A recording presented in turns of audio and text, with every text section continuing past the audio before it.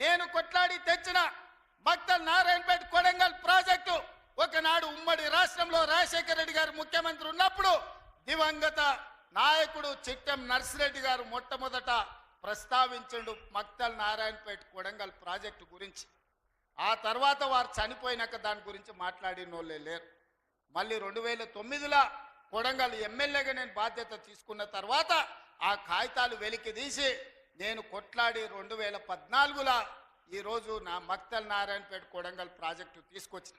ఆనాడు 1500 కోట్ల రూపాయలతో అంచనా అయ్యింది. 1500 కోట్ల రూపాయలతోని 1,07,000 ఎకరాలకు ప్రాజెక్టు కట్టడానికి అనుమతులు తెచ్చినాం. 10 ఏళ్ళు నా మీద కక్షతోని పాలమూరు మీద పగతోటి చంద్రశేఖరరావు ఈ ప్రాజెక్టును పక్కన పెడితే ఈ రోజు నేను వచ్చిన తర్వాత తిరిగి వాటిని దుమ్ము దులిపి పనులు మొదలుపెట్టిన.